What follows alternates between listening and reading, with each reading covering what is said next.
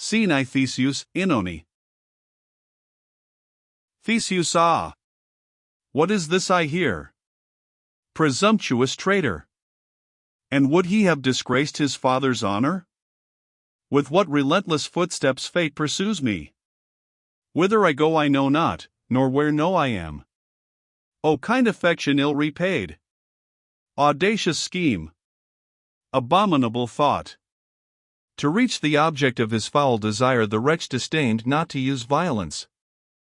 I know the sword that served him in his fury, the sword I gave him for a nobler use. Could not the sacred ties of blood restrain him? And Phaedra, was she loath to have him punished? She held her tongue. Was that to spare the culprit? Inoni nay, but to spare a most unhappy father. O'erwhelmed with shame that her eyes should have kindled so infamous a flame and prompted him to crime so heinous, Phaedra would have died. I saw her raise her arm, and ran to save her. To me alone you owe it that she lives, and, in my pity both for her and you, have I against my will interpreted her tears? Theseus the traitor! He might well turn pale. 'Twas fear that made him tremble when he saw me. I was astonished that he showed no pleasure, his frigid greeting chilled my tenderness. But was this guilty passion that devours him declared already ere I banished him from Athens? Inoni sire, remember how the queen urged you. Illicit love caused all her hatred. Theseus, and then this fire broke out again at treason? Inoni sire, I have told you all. Too long the queen has been allowed to bear her grief alone. Let me now leave you and attend to her. Scene 2. Theseus, Hippolytus. Theseus, ah! There he is. Great gods! That noble mien might well deceive an eye less fond than mine. Why should the sacred stamp of virtue gleam upon the forehead of an impious wretch? Ought not the blackness of a traitor's heart to show itself by sure and certain signs? Hippolytus, my father, may I ask what fatal cloud has troubled your majestic countenance? Dare you not trust this secret to your son? Theseus, traitor, how dare you show yourself before me? Monster, whom heaven's bolts have spared too long. Survivor of that robber crew whereof I cleansed the earth. After your brutal lust scorned even to respect my marriage bed, you venture you, my hated foe, to come into my presence, here, where all is full of your foul infamy, instead of seeking some unknown land that never heard my name. Fly, traitor, fly. Stay not to tempt the wrath that I can scarce restrain, nor brave my hatred. Disgrace enough have I incurred forever in being father of so vile a son, without your death staining indelibly the glorious record of my noble deeds. Fly, and unless you wish quick punishment to add you to the criminals cut off by me, take heed this sun that lights us now ne'er sees you more set foot upon this soil. I tell you once again, fly, haste, return not, rid all my realms of your atrocious presence.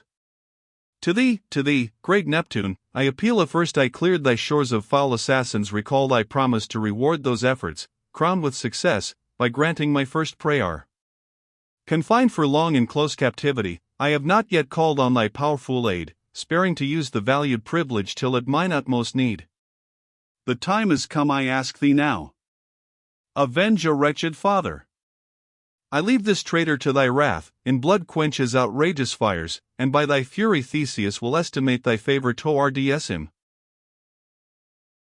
Hippolytus, Phaedra accuses me of lawless passion. This crowning horror all my soul confounds, such unexpected blows, falling at once, o'erwhelm me, choke my utterance, strike me dumb. Theseus, traitor, you reckoned that in timid silence Phaedra would bury your brutality. You should not have abandoned in your flight the sword that in her hands helps to condemn you, or rather, to complete your perfidy, you should have robbed her both of speech and life. Hippolytus, justly indignant at a lie so black, I might be pardoned if I told the truth, but it concerns your honor to conceal it. Approve the reverence that shuts my mouth, and, without wishing to increase your woes, examine closely what my life has been. Great crimes are never single, they are linked to former faults. He who has once transgressed may violate at last all that men hold most sacred. Vice, like virtue, has degrees of progress. Innocence was never seen to sink at once into the lowest depths of guilt. No virtuous man can in a day turn traitor, murderer, and incestuous wretch. The nursling of a chaste, heroic mother, I have not proved unworthy of my birth. Pythius, whose wisdom is by all esteemed, deigned to instruct me when I left her hands. It is no wish of mine to vaunt my merits, but, if I may lay claim to any virtue, I think beyond all else I have displayed abhorrence of those sins with which I'm charged. For this Hippolytus is known in Greece, so continent that he is deemed austere. All know my abstinence inflexible, the daylight is not purer than my heart. How, then, could I, burning with fire profane? Theseus, yes, dastard, 'tis that very pride condemns you. I see the odious reason of your coldness. Phaedra alone bewitched your shameless eyes, your soul, to others' charms indifferent, disdained the blameless fires of lawful love. Hippolytus, no, father, I have hidden it too long, this heart has not disdained a sacred flame. Here at your feet I own my real offense, I love, and love in truth where you forbid me, bound to Orisha by my heart's devotion, the child of Pallas has subdued your son. A rebel to your laws, her I adore, and breathe forth ardent sighs for her alone. Theseus, you love her? He van s. But no, I see the trick. You feign a crime to justify yourself. Hippolytus, sir, I have shunned her for 6 months, and still love her. To you yourself I came to tell it, trembling the while. Can nothing clear your mind of your mistake? What oath can reassure you? By heaven and earth and all the powers of nature. Theseus, the wicked never shrink from perjury. Cease, and spare me irksome protestations, if your false virtue has no other aid. Hippolytus, though it to you seem false and insincere, Phaedra has secret cause to know it true. Theseus, ah! How your shamelessness excites my wrath. Hippolytus, what is my term and place of banishment? Theseus, were you beyond the pillars of Alcides, your perjured presence were too near me yet. Hippolytus, what friends will pity me, when you forsake and think me guilty of a crime so vile? Theseus, go, look you out for friends who hold in honor adultery and clap their hands at incest, lo, lawless traitors, steeped in infamy, the fit protectors of a knave like you. Hippolytus, are incest and adultery the words you cast at me? I hold my tongue. Yet think what mother Phaedra had, too well you know her blood, not mine, is tainted with those horrors. Theseus, what? Does your rage before my eyes lose all restraint? For the last time, out of my sight. Hence, traitor! Wait not till a father's wrath force thee away mid general execration. Scene 3. Theseus, alone, wretch. Thou must meet inevitable ruin. Neptune has sworn by Styx to gods themselves a dreadful oath, and he will execute his promise. Thou canst not escape his vengeance. I love thee, and, in spite of thine offense, my heart is troubled by anticipation for thee. But thou hast earned thy doom too well. Had father ever greater cause for rage? Just gods, who see the grief that overwhelms me, why was I cursed with such a wicked son? Scene 4. Phaedra, Theseus. Phaedra, my lord, I come to you, filled with just dread. Your voice raised high in anger reached mine ears, and much I fear that deeds have followed threats.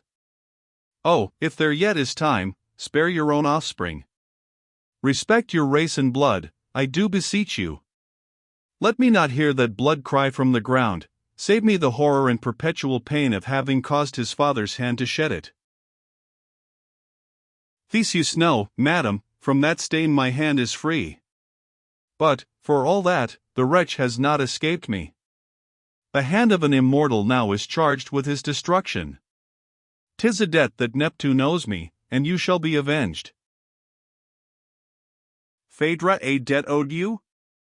Pray rs made in anger. Theseus, never fear that they will fail. Rather join yours to mine in all their blackness, paint for me his crimes, and fan my tardy passion to white heat. But yet you know not all his infamy, his rage against you overflows in slanders, your mouth, he says, is full of all deceit, he says Aricia has his heart and soul, that her alone he loves. Phaedra, Aricia? Theseus, he said it to my face. An idle pretext. A trick that gulls me not. Let us hope Neptune will do him speedy justice.